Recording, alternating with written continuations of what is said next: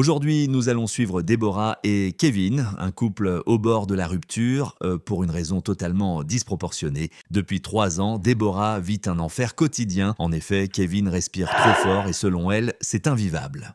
Non mais vous comprenez pas en fait. C'est pas une respiration normale quoi. C'est un tracteur. Et moi j'ai pas signé pour l'amour est dans le pré en fait. On dirait qu'il essaye d'aspirer toute l'oxygène de la pièce pour m'étouffer quoi. Je peux plus vivre comme ça. J'ose même plus inviter des gens à la maison tellement j'ai honte de lui. Je respire, c'est tout. J'ai pas signé pour arrêter de vivre parce qu'elle aime pas le bruit. Moi, tout ce que je veux, c'est qu'elle me lâche la grappe. Que je puisse jouer à la play, là. M'occuper de ma caisse. Mais ce n'est pas le seul problème. Déborah ne supporte plus un geste répété, destructeur et traumatisant de Kevin. Non mais tu fais quoi là? Bah, je mets un peu de sel. Mais t'as goûté au moins? Et pas besoin, je sais que j'aime quand c'est salé. Ben moi je sais que j'aime les efforts pas gâchés. Mais c'est juste du sel, wesh. Non, c'est du mépris en poudre.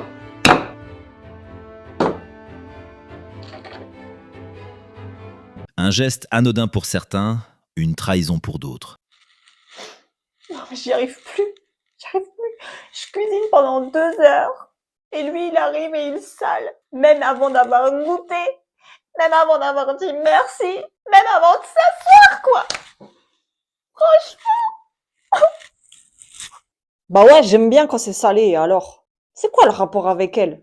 Depuis quelques mois, Déborah affirme vivre dans la peur. La peur des chaussettes de Kevin. Non mais elles sont partout. Tout le temps, il y en a partout. Dans le salon, dans la salle de bain, dans la chambre, sous le lit. Je pense qu'elles ont leur propre vie. Mais je les enlève juste. Après, elles tombent par terre. Je contrôle pas la gravité, moi, frère.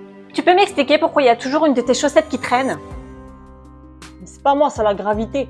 Non, c'est ta flemme. Non, mais je les laisse là pour pas les perdre, on me casse pas les couilles. Bah oui, c'est sûr qu'au milieu du salon, c'est une zone de sécurité absolue. Tu connais le panier à linge sinon? Ah, vas-y, c'est bon, tu me saoules là, je vais les mettre dans le panier à linge. Il est où le panier à linge? Depuis plusieurs semaines, Déborah vit dans le doute.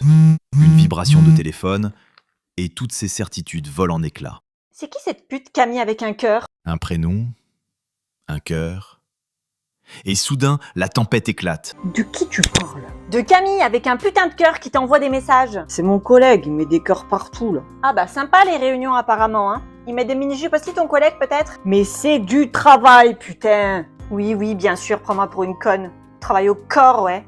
Juste par hasard, il a pas un compte OnlyFans, ce Camille. Juste par curiosité. L'humour n'est plus un refuge, il devient une arme. Pour tenter de sauver leur relation, notre médiatrice Chantal va tenter l'impossible. Elle va suivre pendant plusieurs secondes leurs échanges et proposer des exercices au couple. Nous allons commencer par un exercice de communication profonde. Vous allez dire à l'autre ce qui vous dérange, chacun à votre tour, et avec bienveillance. Bah moi en fait j'aimerais qu'il respire normalement, pas comme un bison. Et moi, j'aimerais qu'elle respire moins par la bouche quand elle dort. Tu fais exprès de les laisser partout. Mais c'est un système. Un système de rangement donc. Un système de survie. Je pense que vous êtes un dossier très complexe. Après 12 minutes d'efforts intensifs, notre médiatrice abandonne. Et c'est seuls qu'ils vont devoir tenter une discussion et se réconcilier. Bon, pardon si j'ai trop respiré. Ouais, pardon si j'ai été trop sensible. Par contre, la prochaine fois, si tu touches le sel avant d'avoir goûté, je te défonce! Dans les couples, l'amour triomphe toujours, mais faut pas pousser non plus.